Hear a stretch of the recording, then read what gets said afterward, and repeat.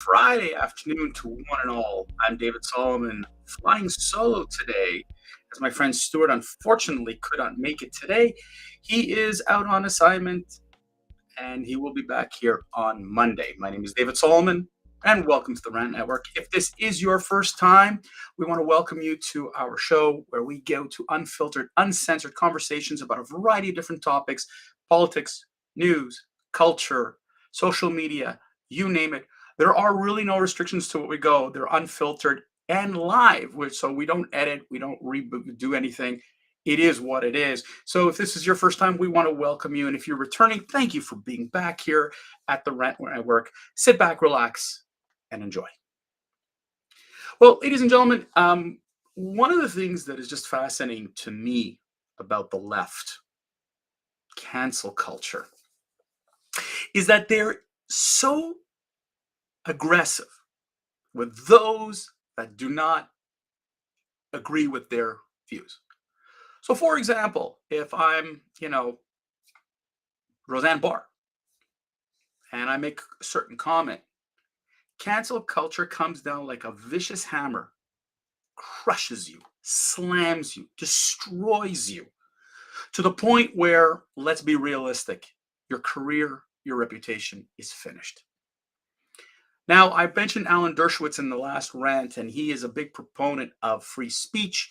He stood by in many ways of talking about free speech, and he is totally against cancel culture. And there have been attempts at people attempting to cancel him only on opinion, not even fact. So as long as someone alleges something, then you're guilty. You're guilty as sin, and you're canceled, slammed, crushed. But if it was only practiced in an equal way, a fair way, let's not even go with equal, let's go with fair, balanced, then maybe, just maybe, I would agree with it. But cancel culture picks and chooses its victims. And I use the word victims because many of the people in almost a McCarthyist style are getting killed, crushed.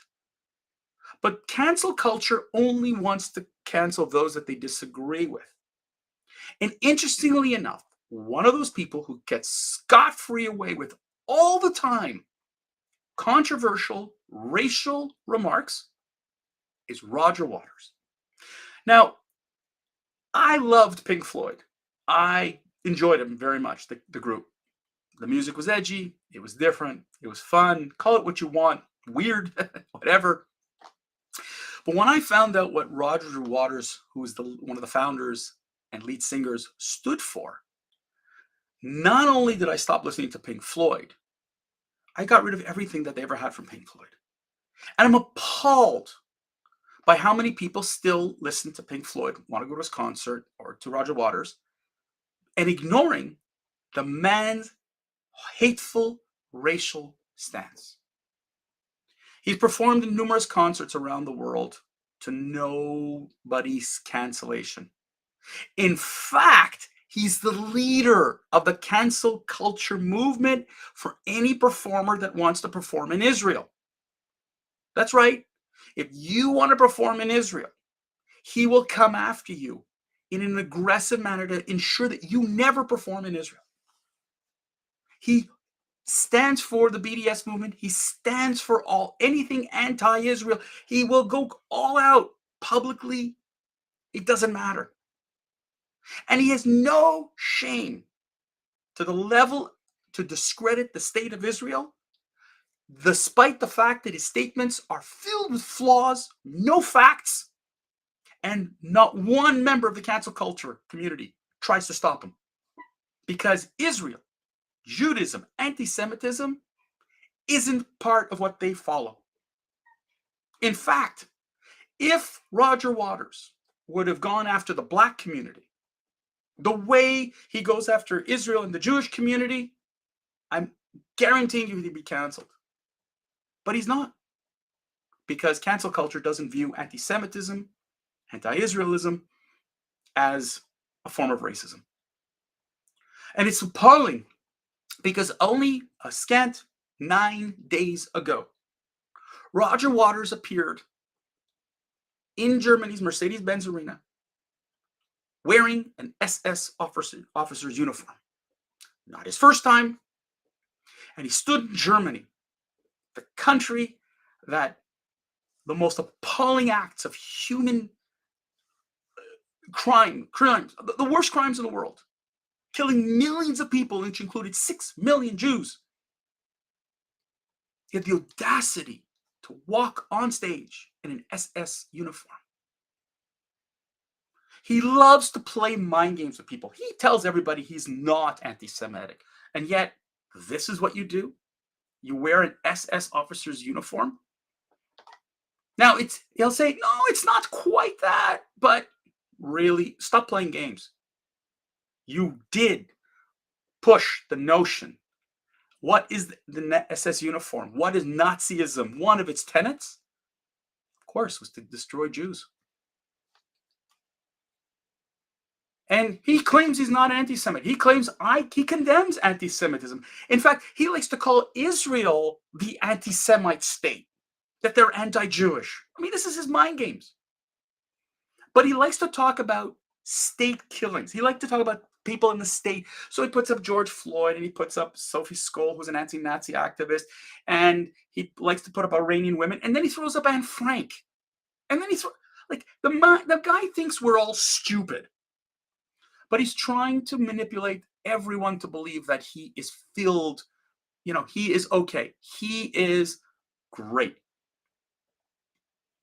Let me tell you the extent of what Roger Waters does. I mentioned that he will try to prevent a performer from performing in Israel. But he so much has rallied a bunch of UK performers, which included other known anti-Semite like Annie Lennox, formerly of the Eurythmics, who's also publicly condemned Israel and Jews. Peter Gabriel, formerly of Genesis, signed a letter with approximately 100 other UK performers against Israel, against performing in Israel, only on a state of the fact that they claimed to be anti-Palestinian, that they went after the Jewish state because they are the Jewish state. Nothing more, nothing less. And he rallied almost 100 performers to fight against anybody acknowledging or performing in Israel, for pushing the BDS movement. Those that know him well, his former bandmate, saxophone player Scott Page, as well as Ian Halpern as a journalist, who came out with a film called Wish You Weren't Here, based on the Wish You Were Here Pink Floyd song.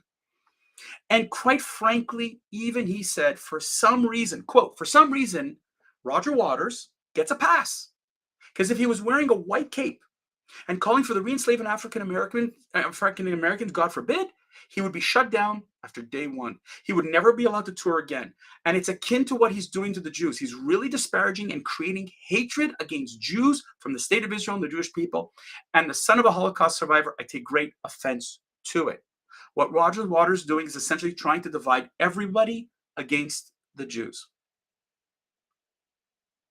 Where's cancel culture? Where are all those people who claim that they are here to help, to ensure that the right speech is used? That we're not being racist, but they're not there. That's the hypocrisy. And the left loves Roger Waters. They do. Because Roger Waters, his only mantra, his only thing that he's out there is attack Israel and the Jewish people. They love it. Now you'll tell me that's not true. The left doesn't want racism. But how many more opportunities, examples, should we show about how much the left hates Israel? We see it with the Green Party in Canada. How anti-Israel they are, how anti-Semitic they are. The NDP party in Canada, the Socialist Party, passing one internal policy after another to disparage the state of Israel, that its only crime is being a Jewish state. The Palestinians have zero responsibility and accountability for what occurs in the Middle East. It's all the Jewish people's problem, their fault. their fault. Only Jews are responsible for the problems in the Middle East.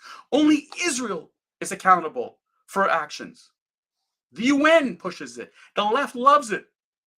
But not a single leftist is standing up and saying racism by any color, creed, religion, identity is wrong. The left pushes the mantra that Israel and Jews hate gays. Phenomenally idiotic statements.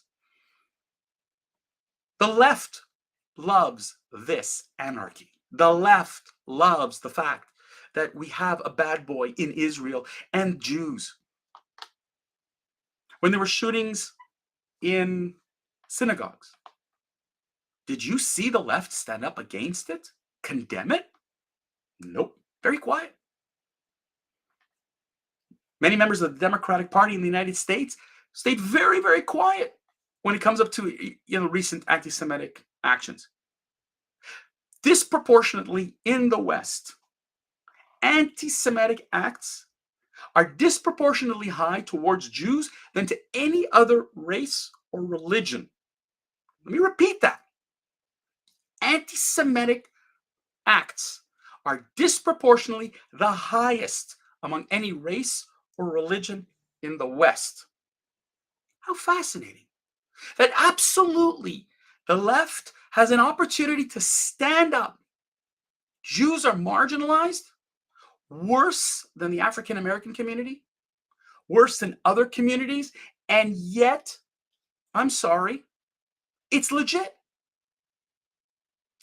And by not going after Roger Waters, by not canceling Roger Waters, by not insisting that he be taken down, canceled, removed, eliminated, like they do to Roseanne Barr, like they've done to other performers. No. Alan Parsons from the Alan Parsons Project won't talk to him.